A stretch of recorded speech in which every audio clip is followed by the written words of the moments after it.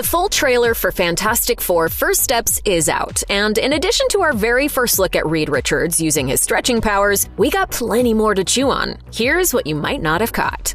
One of the most memorable parts of the new Fantastic Four trailer is the arrival of the Silver Surfer, who hasn't been seen in a live-action movie since 2007. The version of the Surfer that appears in First Steps looks a bit different from last time, and not just because of improvements in CGI. Your planet is now marked for death.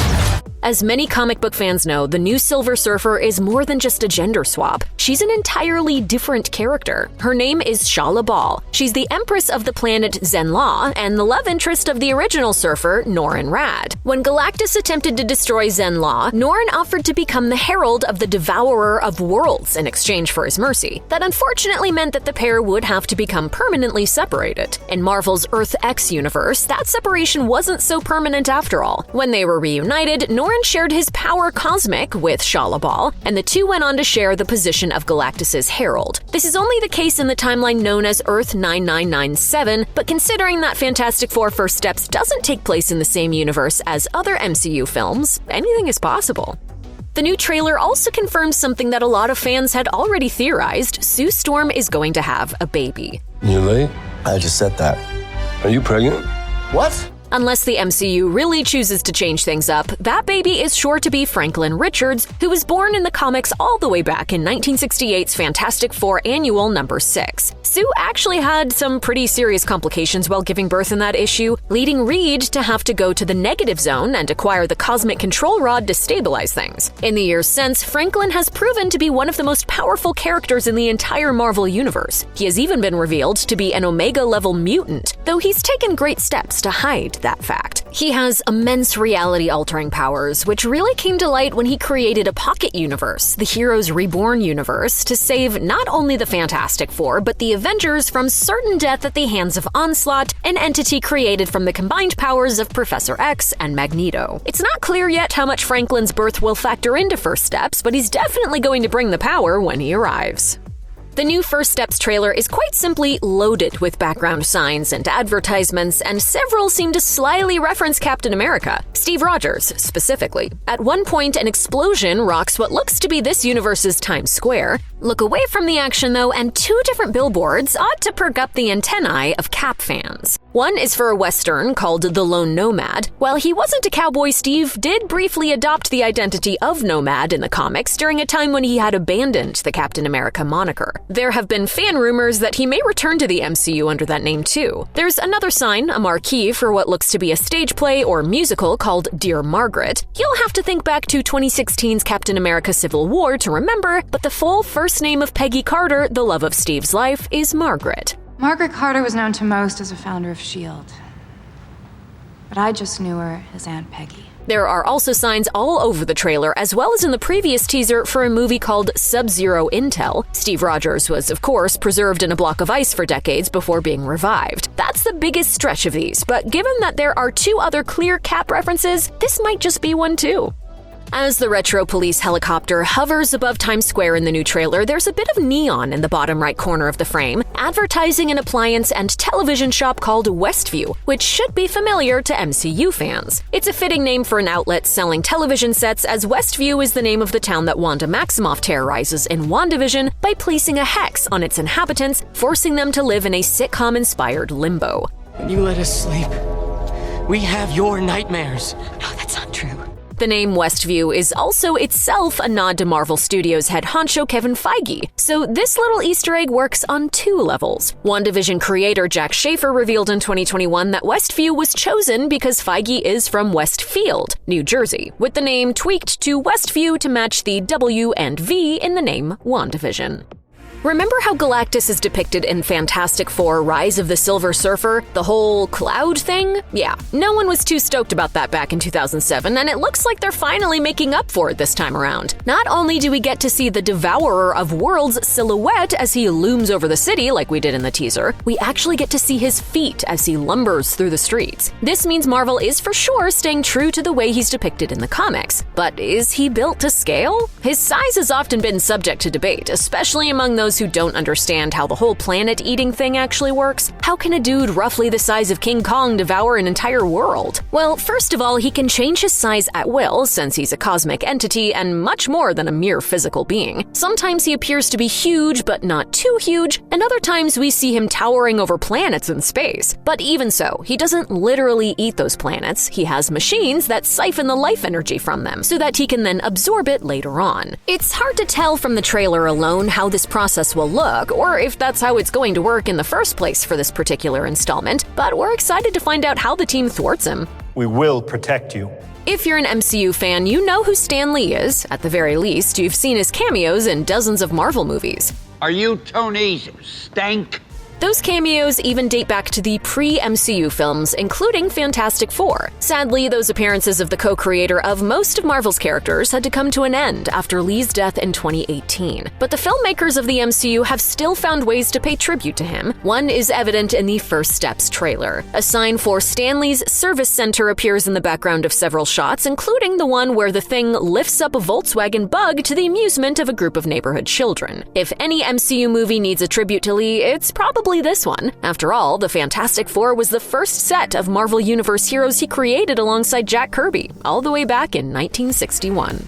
Aside from the Baxter Building, the Fantastic Four's HQ, which first appeared in their third issue, the other NYC location that figures most heavily into Fantastic Four lore is Yancy Street, the home of Ben Grimm before he becomes the Thing. Here, he's seen lifting a car in front of a group of enthusiastic kids, but on the comic pages, those kids aren't always too friendly. The Yancy Street gang first showed up in Fantastic Four number 15 as an off-screen group of young antagonists who mercilessly teased the Thing for leaving his gritty street roots behind. The nature of the group changed over time, but they always seemed to call Yancy Street their home, and Thing would often return to the area during periods of self-exploration. In real life, Jack Kirby based Yancy Street on New York City's Delancey Street, around where Kirby himself grew up on the Lower East Side. Marvel maps would place the location on the West Side, but Kirby made sure it was authentic to his own upbringing, at least in spirit.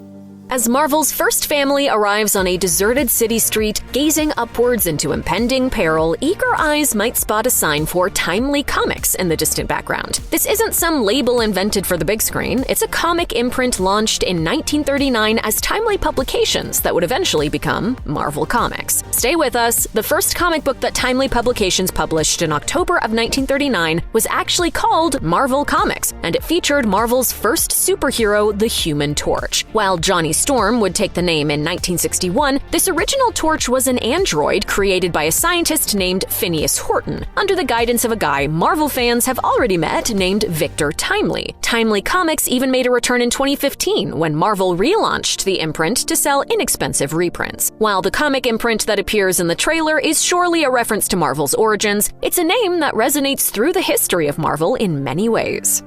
About 2 minutes in, we're greeted with a familiar sight as the Fantastic Four gaze up into the sky at Galactus, the beloved Fantasticar. While it appeared in the earlier teaser, we get a better look at it this time. First introduced in Fantastic Four number 3 in 1962, the Fantasticar is the team's most effective method of group transportation. Beyond the comics, we've seen it pop up in a few of the animated series from decades past, and also very briefly in 2007's Fantastic Four Rise of the Silver Surfer, where, of course, Johnny and the Thing argue over who gets to drive it. Oh, dude, you gotta let me fly this thing. Forget about it. I'm the best pilot here. I should try. Are you serious? Guys. We'll be lucky if this thing can carry you. I can fly circles around you blindfolded. The new Fantasticar's appearance definitely looks a bit different than past iterations, being that this new Fantastic Four installment is all about the retro-future vibe. While we don't know how much of a role it's going to play in the team's fight against Galactus, we do know one thing: we're glad it has a windshield to keep the bugs out of their mouths, unlike the version in Rise of the Silver Surfer. Fantastic Four First Steps seems to be full of retro-futuristic technology that those of us in reality could only dream of. Aside from the Fantasticar and the lovable robot Herbie, the ship that brings the quartet into outer space is particularly sharp and sleek. Impressive inventions are mixed in with artifacts of the past, like gigantic CRT TVs, and the vehicles and architecture look like a 1960s sci-fi artist's vision of the future. This bustling version of New York looks completely different from its Earth 616 counterpart. The First Steps this universe takes inspiration from all sorts of places, but more than anything, its aesthetic seems to be a tribute to the man who co-created Marvel's first family and countless other characters, Jack Kirby. Stanley was the idea man, but Kirby was the one with the pencil. His drawings defined Marvel Comics' signature look until he left the company in 1970, and his cities became known for their detail and futuristic appeal. First Steps looks quite faithful to Kirby's original vision, with some shots of its setting looking straight out of his books.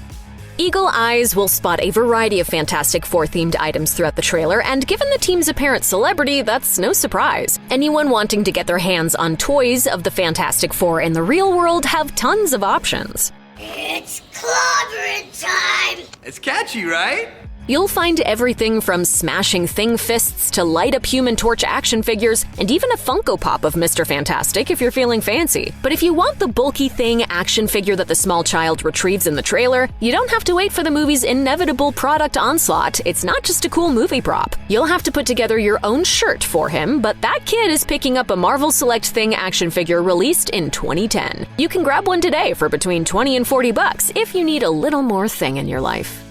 The first person whose face is shown in the new First Steps trailer is that of a talk show host named Ted Gilbert, played by English writer and actor Mark Gatiss. We know that's who he is because his name is thankfully plastered behind him on the set of his show. You may have thought when you saw him, Ted Gilbert? Is that anybody? And the short answer is no. There's no Ted Gilbert who has appeared in over 60 years of Fantastic Four comics, but there was a Gilbert who first appeared way back in Fantastic Four number 35 in 1964. That was Professor Gregson Gilbert, who invented the Dragon Man android. The Dragon Man became a recurring villain and occasional ally of Marvel heroes in the decades to come, appearing far more times than Gilbert ever did. As for the name Ted, there's not much there. There was a Ted Castle, who appeared in Mark Millar's Fantastic Four run in the 2000s. Reed had an uncle named Ted who appeared in one issue of Amazing Spider-Man of all places, and actor Ted Cassidy voiced the Thing back in the 1970s FF cartoon.